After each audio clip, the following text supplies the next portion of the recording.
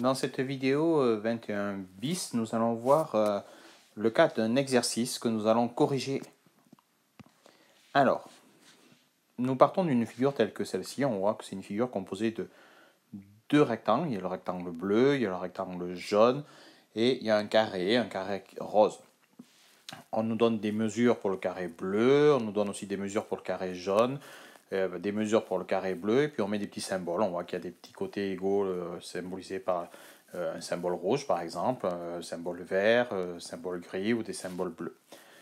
Alors, imaginons qu'on ait un énoncé comme celui-ci. Exemple, exprimer en fonction de A et de C, premièrement, l'aire du rectangle bleu. Deuxièmement, le périmètre, cette fois-ci, du carré rose.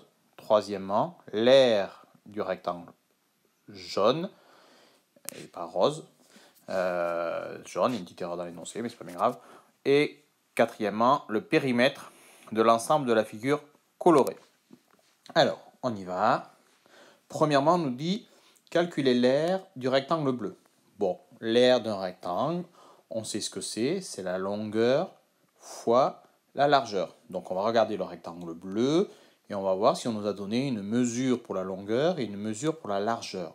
Donc sur mon rectangle bleu, si je regarde sa longueur, je vois qu'on me donne une information, on me dit que sa longueur est égale à 5A.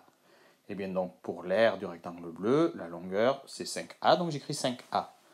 On sait que c'est longueur fois largeur, donc je mets multiplier.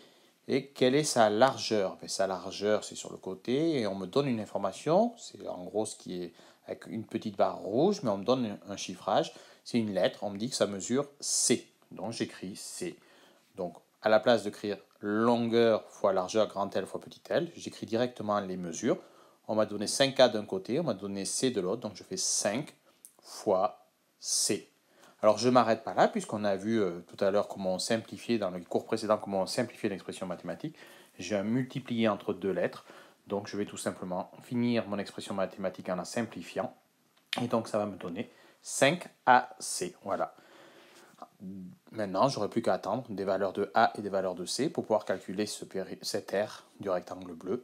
Mais la formule qui me permettra de calculer l'aire du rectangle bleu, avec les informations qu'on m'a données sur la figure, c'est 5AC. Sous-entendu, 5 fois A fois C. Voilà. 5AC. Petit 1 résolu, on passe au petit 2.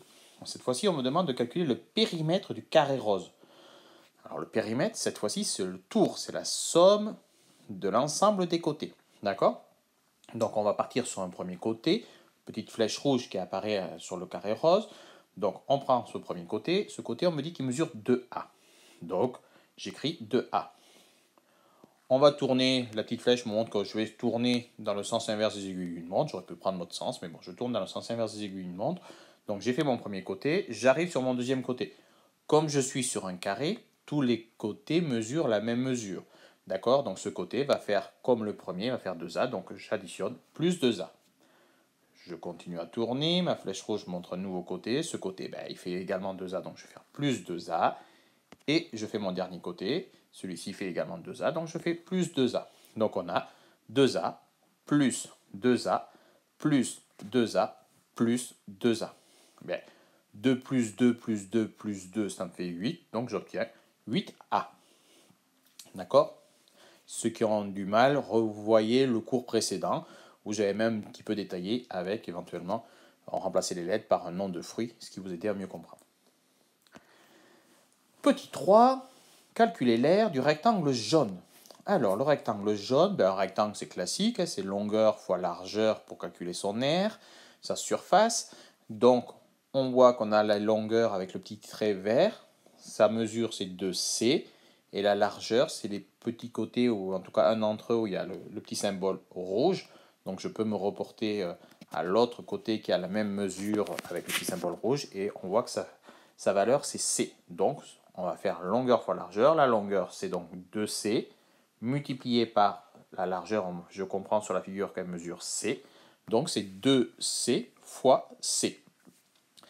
Alors C fois C, on ne va pas le laisser comme ça, on va pouvoir supprimer le multiplier entre les deux. On ne va pas écrire CC, on a déjà vu dans le cours précédemment que C fois C, ça s'écrit C au carré. Donc ça va nous donner 2C au carré. Voilà, on a exprimé l'expression mathématique grâce à la figure qui me permet de calculer l'aire du rectangle jaune et je l'ai simplifié. D'accord? N'oublie surtout pas d'aller jusqu'à la forme simplifiée.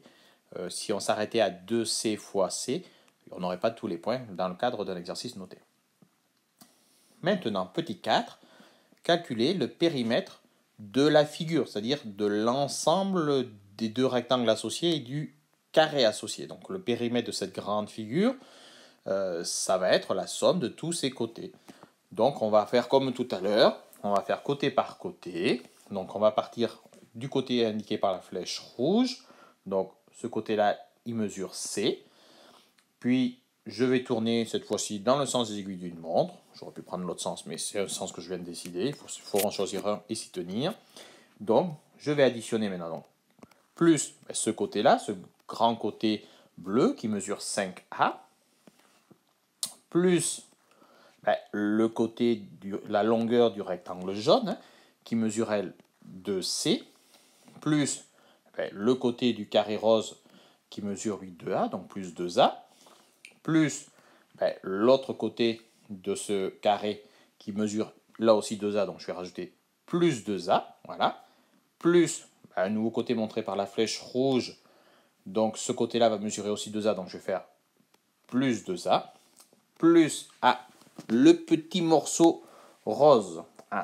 Donc si on fait vraiment le tour de la grande figure, c'est juste ce petit morceau rose. Alors celui-là, il est un petit peu plus dur. Comment je pourrais trouver cette mesure, puisqu'on ne me la donne pas? Par contre, j'ai la mesure du côté du carré et j'ai la mesure de la largeur du rectangle jaune. C'est-à-dire si je représente sur la figure, là, ma sphère rouge, là, dans mon encadré rouge, je vois en noir le côté du carré et en bleu turquoise la largeur de mon rectangle jaune. Mon trait en pointillé noir, il mesure 2A, c'est-à-dire la même longueur qu'un côté de carré, et la partie turquoise en pointillé mesure la valeur de la largeur de mon rectangle jaune, c'est-à-dire C. Et donc du coup le petit bout rose, on va l'obtenir comment? En faisant 2A, c'est-à-dire la partie noire, moins la partie bleu turquoise, c'est-à-dire C. Et ainsi, j'obtiens, cette opération-là me donnera bien la mesure, en fonction de A et de C, du petit morceau rose. Donc, je rajoute sur ma formule, plus 2A, c'est-à-dire en fait comme si je mettais le côté noir, auquel je vais enlever la partie turquoise. Et donc cette opération-là, si on avait des chiffres, me donnerait une valeur pour juste la partie rose. Voilà. C'était la partie la plus compliquée de cet exercice. Si vous avez du mal, vous pourrez reprendre la vidéo en boucle pour bien le comprendre. Mais moi, je vais poursuivre le pourtour de ma figure. Maintenant, il me reste ce côté qui est la longueur de mon rectangle jaune. Donc ça fait 2C, donc je vais rajouter à la formule plus 2C. Après, il me reste ce côté, c'est-à-dire la longueur de mon rectangle bleu. Elle mesure 5A comme de l'autre côté, donc je vais rajouter sur la formule plus 5A. Et voilà, j'ai fait mon tour, je suis revenu au point de départ. Donc ma formule pour le périmètre de la figure, c'est C plus 5A plus 2C plus 2A plus 2A plus 2A plus 2A moins C plus 2C plus 5A. Bien, là on n'a pas fini le travail.